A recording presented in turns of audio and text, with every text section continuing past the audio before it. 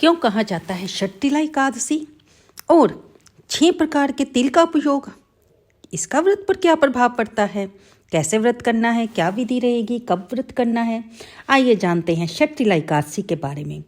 आप सभी दोस्तों को हमारी प्यार भरी राधे राधे। उम्मीद करती हूँ आप सभी स्वस्थ होंगे और खुशी से इस सर्दी के मौसम का मज़ा ले रहे होंगे। आपके परिवार में सुख शांति बनी रहे, कलह क्लेश से आपका परिवार दूर रहे, भगवान की कृपा बनी रहे, यही हमारी कलयुग के चमत्कार संतों की वाणी की चैनल की तरफ से आप सबके लिए प्रभु से प्रार्थना है। तो आज की वीडियो हमारी षट्तिला एकादशी को लेकर है। बहुत ही शक्तिशाली, बहुत ही पवित्र और बहुत ही पुण्यदायी दिन और व्रत। इसका जो व्रत है वो कब किया जाएगा, इस वीडियो में हम इस एकादशी की पूरी जानकारी लेंगे। कैसे व्रत करना है, षट्तिला एकादशी क्यों कहा जाता है, 6 तरह के तिल का प्रयोग कैसे करते हैं, कब करना है, कैसे करना है, भोजन क्या करना है, क्या रहेंगे इसके नियम, क्या रहेगा व्रत का शुभ मुहूर्त। तो आइए दोस्तों, पहले तो हम आपको बता दें कि इस एकादशी पर कोई भद्रा नहीं रहेगी। लेकिन वीडियो को शुरू करने से पहले हम आपसे एक प्रार्थना करना चाहेंगे कि हमारी वीडियो को लाइक करें और कमेंट बॉक्स में ओम नमो भगवते वासुदेवाय या जय श्री हरि लिखना बिल्कुल ना भूलें। जब हम भगवान के नाम का मंत्र या जयकारा लगाते हैं, लिखते हैं, बोलते हैं, तो उससे हमारे शरीर में, हमारे मन में, हमारे दिमाग में एक ऊर्जा सी उत्पन्न होती है जो कि सकारात्मक ऊर्जा होती है। और सकारात्मक ऊर्जा जीवन में सकारात्मक परिवर्तन लेकर आती है। इसलिए नाम को लिखने में, बोलने में बिल्कुल भी हमें आलस नहीं करना चाहिए। हम किसी की भी वीडियो देख रहे हों, मैं ये नहीं कहती कि आप मेरी वीडियो पर ही लिखें। आपको कोई भी वीडियो अच्छी लग रही है, जो धार्मिक है, जो आपको लगता है नॉलेज वाली है, आपको कोई ना कोई जानकारी देकर जाती है, तो उसका कमेंट बॉक्स में अवश्य जय श्री हरि, जय माता दी लिखना बिल्कुल ना भूलें। तो दोस्तों चलते हैं आगे की ओर।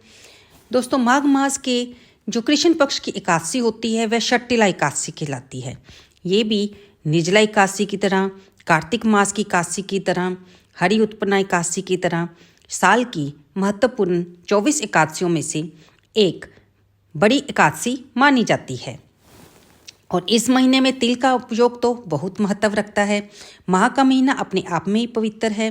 महीने तो सभी पवित्र हैं, लेकिन माघ स्नान के बारे में आपने सुना ही होगा और आप में से बहुत से लोग माघ स्नान का नियम भी लिया होगा, कर भी रहे होंगे, महत्व के बारे में भी सुन रहे होंगे। यूट्यूब चैनल पर इनके अध्याय भी सुनाए जाते हैं, वो भी आप सुन रहे होंगे। मेरे को पूरी उम्मीद है, क्योंकि जो धार्मिक लोग होते हैं वो अपने धर्म को बढ़ाने में, अपनी आस्था को बनाए रखने में, अपनी भक्ति को बढ़ाने में कोई भी आलस नहीं करते, कुछ ना कुछ करते रहते हैं। कहीं भी दान देते हैं, कभी सुनते हैं, कभी कथा में जाते हैं, कभी संकीर्तन करते हैं। तो देखिए, माघ मास का जो महीना आता है, चतुर्थी तिथि आती है, उसे तिल चौथ कहते हैं। माघ के महीने की शुरुआत संक्रांति से होती है। शुरुआत में ही तिल और गुड़ का दान किया जाता है। फिर आती है षट्तिला एकादशी, फिर आती है अमावस्या। अमावस्या पर भी तिल के दान का बहुत महत्व है। तो पूर्णिमा माघ भी तिल के दान का बहुत महत्व है। यानी कि पूरे माघ के महीने में तिल का दान करना बहुत ही महत्वपूर्ण होता है। हम अब बताएंगे कि षट्तिला एकादशी के दिन 6 प्रकार से तिल का उपयोग कैसे करना है। तो षट्तिला एकादशी का जो व्रत है वह आपके जीवन का कल्याण करता है, दुखों को दूर करता है। जब आप व्रत लेते हैं तो उस दिन आपको सुबह संकल्प लेना होता है। संकल्प में आप भगवान श्री हरि से जो भी, जिस तरह से भी आप व्रत रखना चाहते हैं, अपना नाम, अपना गोत्र, अपने पिता या पति का नाम, अपनी जगह का नाम लेते हुए, तिथि का नाम लेते हुए इस व्रत को करिए। और अगर आप इसे किसी मनोकामना के लिए रख रहे हैं तो वो भी भगवान के सामने अवश्य कहिए, ताकि भगवान आपके दुखों को दूर करें, आप पर उनकी कृपा बनी रहे। अगर कोई नियम हमसे छूट भी जाता है ना, तो दोस्तों जाने जाने में हमसे कोई गलती भी हो जाती है, तो शाम के समय जब हम व्रत की कथा करते हुए घी का दीपक जलाकर जब हम करते हैं, तो हमें कथा के बाद भगवान से क्षमा प्रार्थना भी अवश्य कर लेनी चाहिए। क्योंकि ये जो व्रत होते हैं, कई बार हम जाने जाने में कोई भूल चूक कर बैठते हैं, हमारे से जाने जाने में कई जीव हिंसा हो जाती है। चलते हुए कोई चींटी आ जाती है, किसी पशु को हम डरा देते हैं, जो अनजाने में ही होता है। कई बार अपने आप को बचाने में ही ऐसे कार्य हो जाते हैं। तो हमें इसलिए क्षमा प्रार्थना अवश्य करनी चाहिए। कई बार हमें गुस्सा आ जाता है किसी से बात करते समय या किसी के गलत बिहेव के कारण हमें गुस्सा आ जाता है, तो भी हमें ये क्षमा प्रार्थना उस पाप से छुटकारा देती है। तो चलते हैं आगे की ओर। एकादशी की तो महिमा इतनी है कि आपके जीवन में कोई भी कष्ट हो और अगर आप संकल्प लीजिए कि प्रभु मैं आपकी एकादशी का व्रत करूँगा, मेरे जीवन में ये संकट है तो कृपया आप दूर कर दीजिए।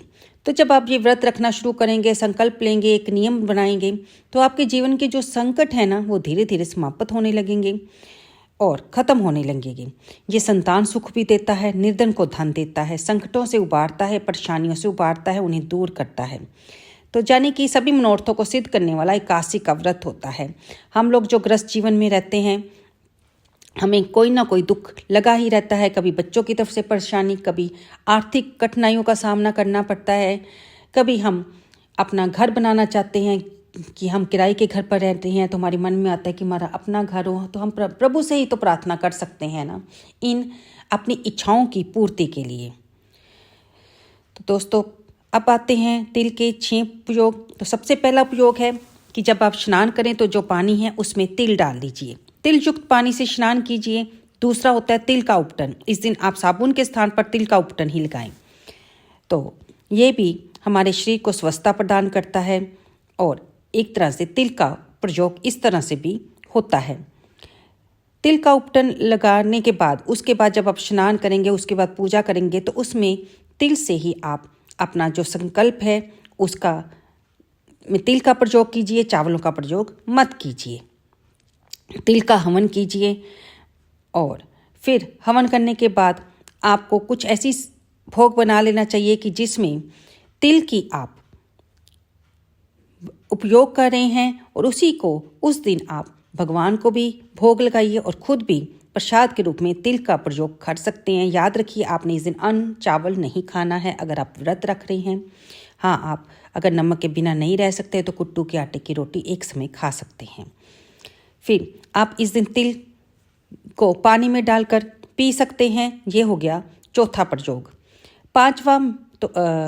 चौथा तो हमने आपको बता दिया कि भोग बनाना है। 5वां हो गया तिल के पानी को पीना और छठा है तिल का दान, यानी कि इस दिन जितना ज़्यादा हो सके आप तिल का दान कीजिए, चाहे वो काले तिल हों चाहे सफ़ेद तिल हों। आप जब ब्राह्मण को तिल का दान करते हैं तो वह भी इसे इन्हीं हवनों में प्रयोग करते हैं, आहुति देते हुए प्रयोग करते हैं।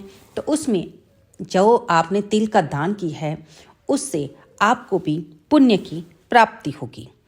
तो ये हो गई षट्टिला एकादशी में तिलों का 6 प्रकार से उपयोग। तो आगे हम चलते हैं कि जैसे कि हमें सुबह जल्दी उठना चाहिए और कड़ाके की ठंड पड़ रही है उत्तर भारत में, यानी कि हमारी तरफ जिस तरफ मैं रहती हूँ।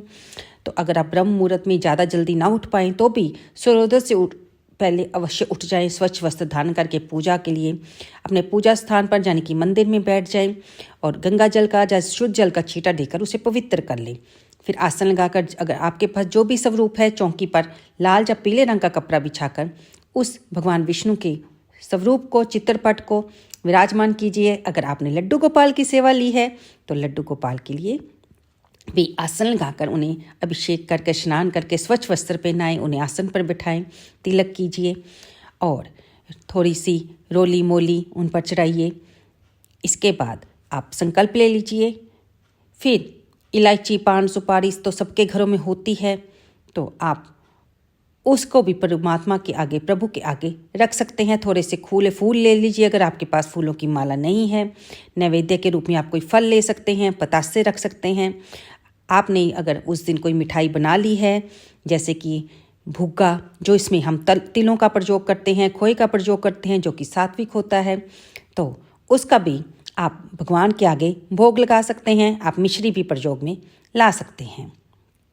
फिर भगवान को नमस्कार करके घी के दीपक जलाइए और उसके बाद कथा कीजिए, जो कि कथा हम अपने अगले वीडियो में आपको सुनाएंगे। कथा के बाद भगवान श्री हरि की ओम जय जगदीश हरि आरती कीजिए।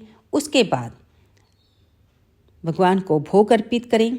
फिर आपने जिस तरह से संकल्प लिया है उस तरह से सारे दिन को अपने व्यतीत कीजिए। शाम को भी इसी प्रकार घी का दीपक लगाकर भगवान को फूल माला अर्पित करके कथा सुनिए, आरती कीजिए, क्षमा प्रार्थना। देखिए, अगर के पास घी है तो अति उत्तम है, नहीं तो माघ के महीने में हम तिल के तेल का भी प्रयोग दीपक जलाने में करते हैं, इसलिए तिल के तेल का भी आप दीपक जला सकते हैं। इस दिन माता तुलसी की पूजा करना ना भूलें, उनके आगे भी दीपदान कीजिए, आकाश दीपदान कीजिए, माता तुलसी की आरती कीजिए।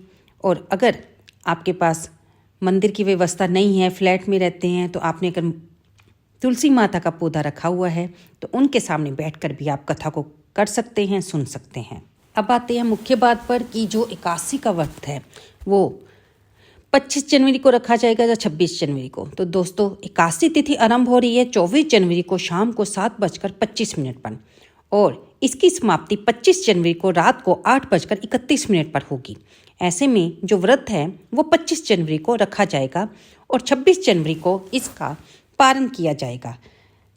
ये अति उत्तम व्रत है। इसे अगर आप शरीर की किसी अस्वस्थता के कारण ना भी रख पाएँ तो भी श्री हरि विष्णु का पूजन अवश्य कीजिए। और अब बताते हैं आपको पारण का समय, जो कि 26 जनवरी को दिन रविवार को किया जाएगा। पारण का समय सुबह 7:21 से लेकर 9:34 तक रहेगा। तो इस दिन आप ज़्यादा से ज़्यादा ओम नमो भगवते वासुदेवाय का जाप करते रहें। रात्रि को जागरण हो सके तो विष्णु भगवान का कीर्तन में अवश्य भाग लें, संकीर्तन करें, भगवान का नाम जप करें। अगर पूरी रात आप जागरण नहीं कर सकते तो रात के 12 बजे तक भगवान की कथा सुने, किसी कथावाचक की वीडियो से सुन सकते हैं, आप मंत्र जाप कर सकते हैं, कुछ भी आपके पास जो भी धार्मिक पुराण है उसको पढ़ सकते हैं। श्रीमद् भगवत गीता के किसी भी अध्याय का पाठ कर सकते हैं। आप इस दिन जो भी करें, अगर आपके मन में ये इच्छा है कि आपके घर में पितृदोष है तो आप इस दिन का व्रत का फल अपने पितरों को भी दे सकते हैं, ऐसा आप संकल्प भी कर सकते हैं। इससे आपके घर में सुख शांति बनी रहेगी, खुशियों की बौछार होगी, भगवान श्री हरि की विष्णु की कृपा बनी रहेगी। तो चलते हैं दोस्तों, उम्मीद करती हूँ ये वीडियो आपको पसंद आई होगी।